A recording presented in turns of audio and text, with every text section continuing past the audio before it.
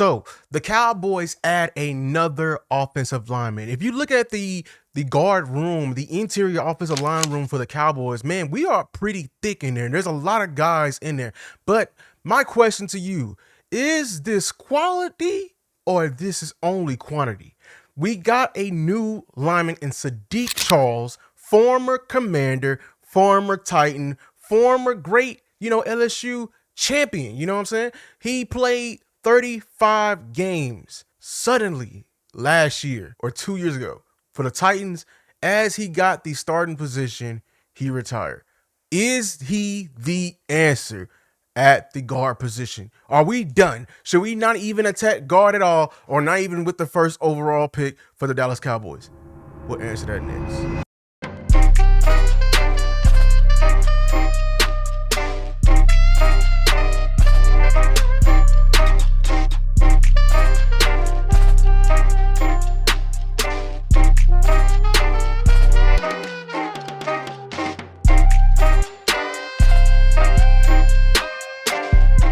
What is good, YouTube? Welcome back to another video. I'm your host, Lose Takes, and here we're gonna break down the guys who represent the first blame and the last congratulated. We do this for the big ones, dog, the big dogs for sure.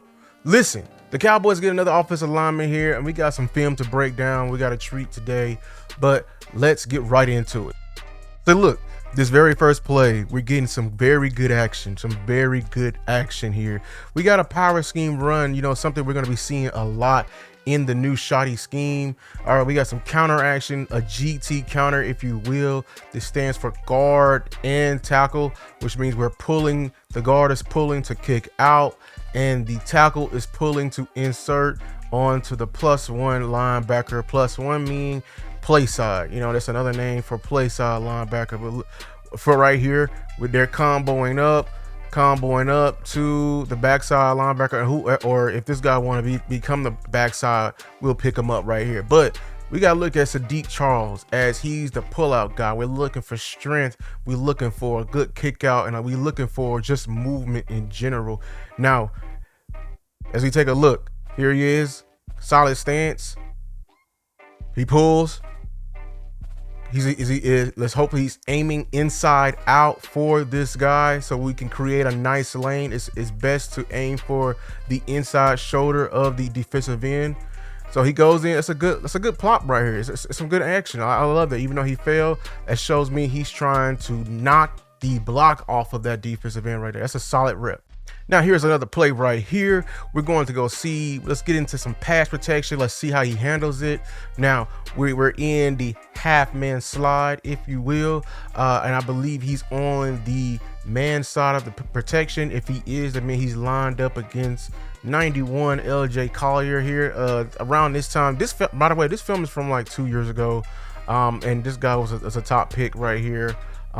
So we'll see, like right now, the guy is lined up inside of him. So we don't want any wasted movements with just anything right here going to the left. He needs to just get a little bit of depth and be ready to take on this initial threat right here in this guy right here in his set. So let's see how he handles the one-on-one set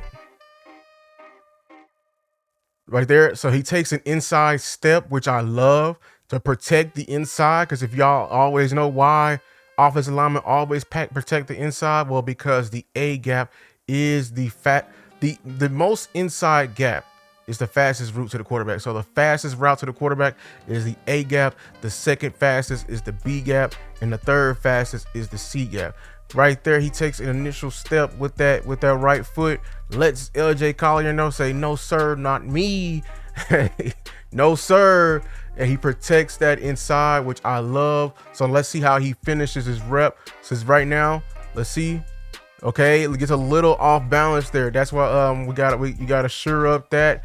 It looked like he got to work on his feet work. See, when you take on a blocker like that, and the guy is like, okay, I see you're not gonna let me run around you. He's gonna try to go through you.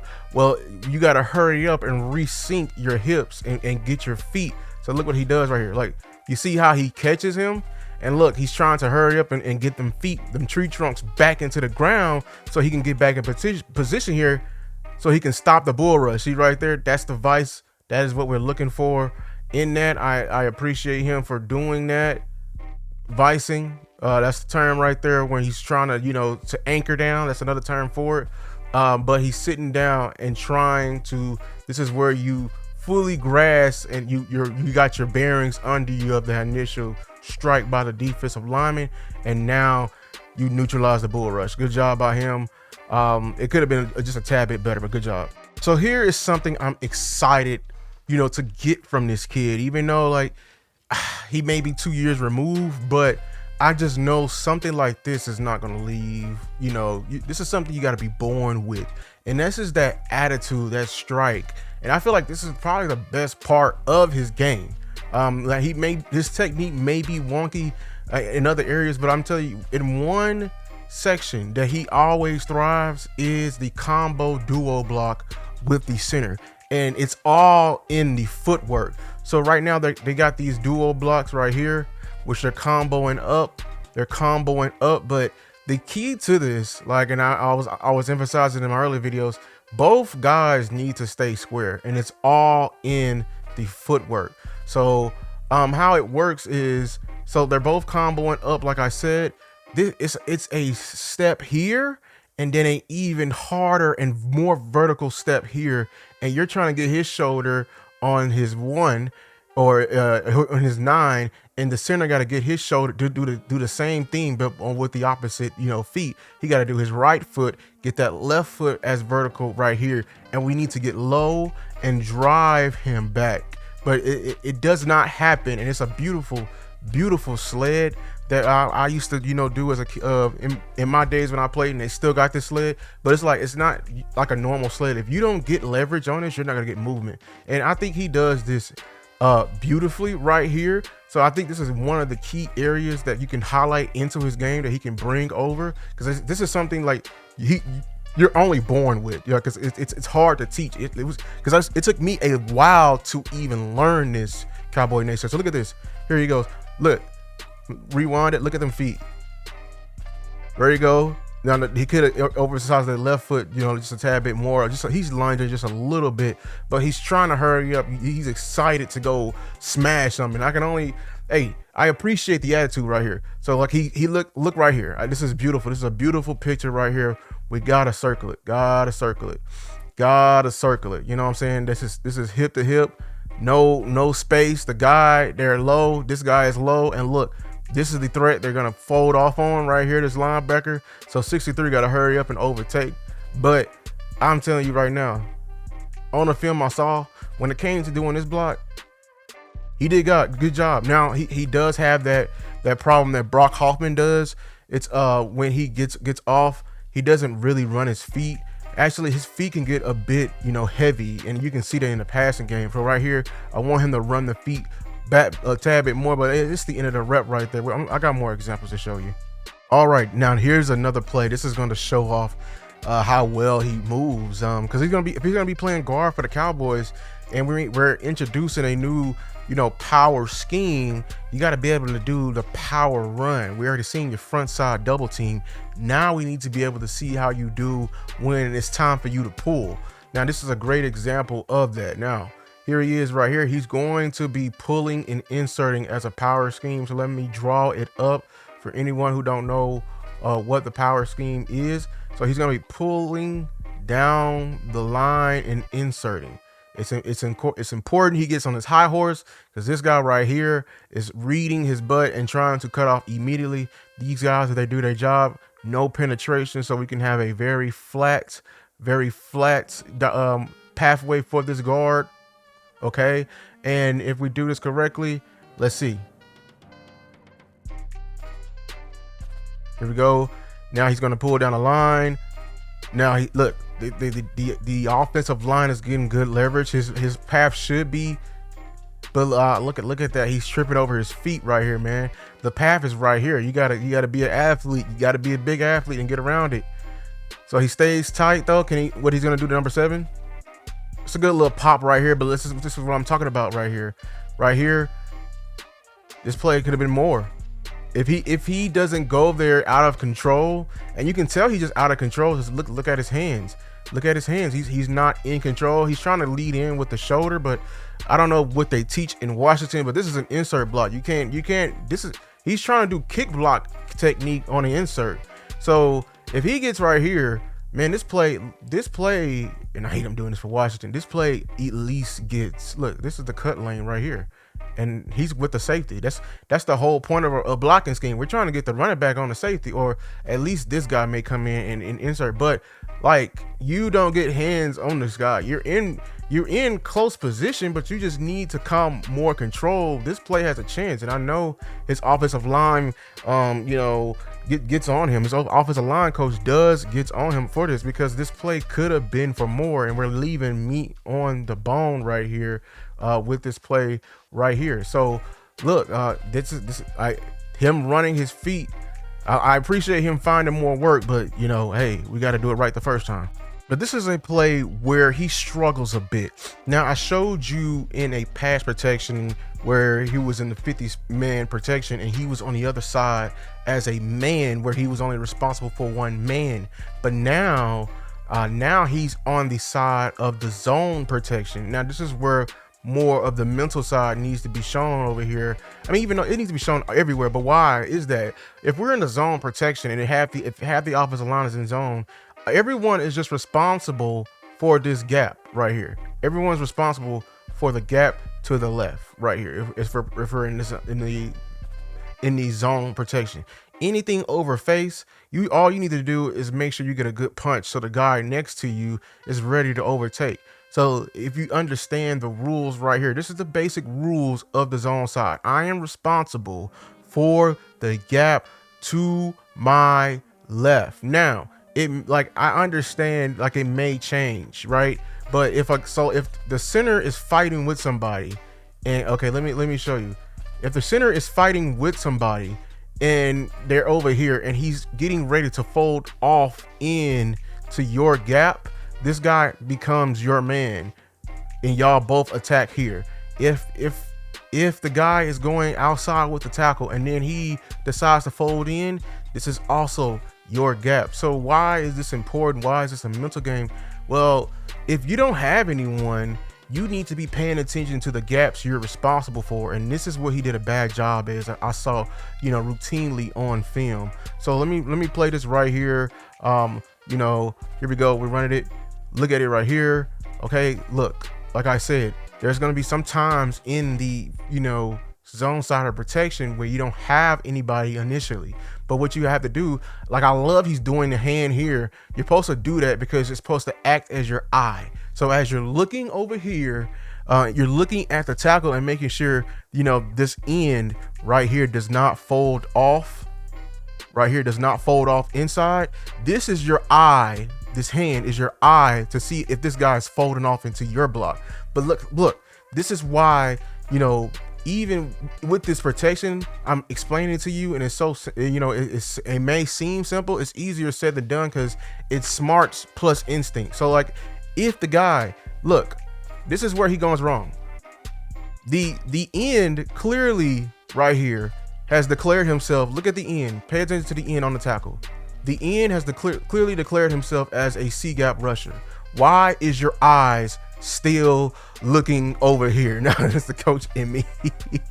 This is the coach in me. Look, the basic rules of football is this. Everybody is responsible for a gap. If the C gap is gone and this guy is not going to be an initial threat in your B gap, which you're protecting to your left, you need to pay attention and give help to your center, because it may be a guy getting ready to cross face, or just in general, the tackle got him. He's running him past the horn. Like, this is the horn. He's running him. Sam Howell should just step up. You need to, the tackles are responsible for the width of the pocket. The guards are responsible for the depth. This is why I want to protect for my Cowboys, the depth, because this is what the quarterback feels immediately. You know what I'm saying? If we watch the guys pass him, because Dak is gonna, he's gonna step up.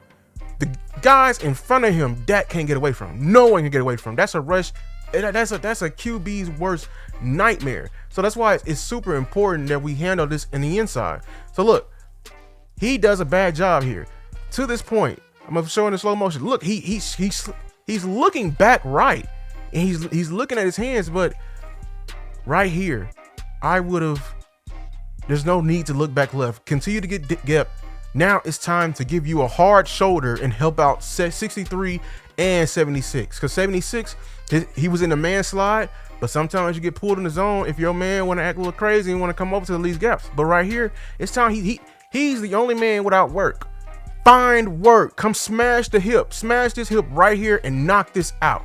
That is what you're supposed to do in a situation. And I feel like I've seen this relentlessly. He'll be floating and floating and floating in the protections, and then this is the results. You know, guys folding off, and I understand. You know, he could have. I just feel like just giving him just that initial when he was supposed to hit his hip right there, it would have gave Sam Howell just a tad bit more time. You know what I'm saying, before everything closes in, because the rush came from the inside. Overall, I think the kid had promising future. I think he showed a lot of stuff on film. I think overall the kid is a player. I would say is an angry player, which I love. He has an initial. He wants to go and he want to whoop ass. Like he's coming with ass whoop as Voch will say. But what I find in him, his technique can be wonky at times, and even in the end of blocks, because it's not just about the initial pop for a block. It's also about the finish. In the finish, he wants to finish, but he doesn't possess the correct technique to finish. So his feet can get heavy at times. His feet can get, lazy at times. Now, is he the answer? I just mentioned all of that.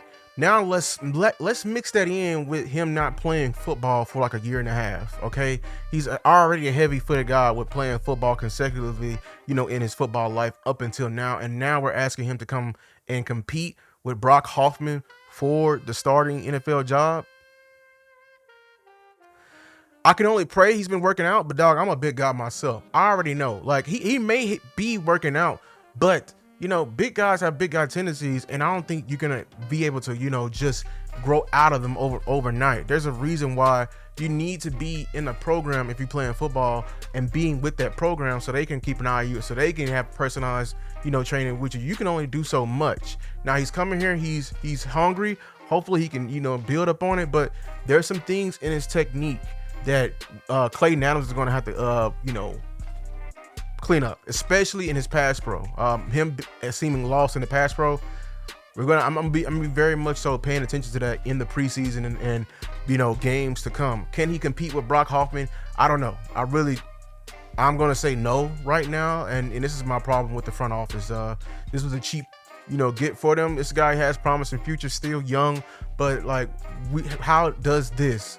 If this guy was played last year, this guy we just seen on film, and we just seen another year of development for him and his consistent development, I would have said, you know what? Yes, this is a starting caliber, guy, but the guy has not played football, and I have to take that into account, and that's a big, big, big question mark. So in the end, we need to still consider drafting a guard. Tyler Booker campaign is still alive. Until next time, Cowboys Nation, make sure to like and subscribe to the video. But until next time, peace.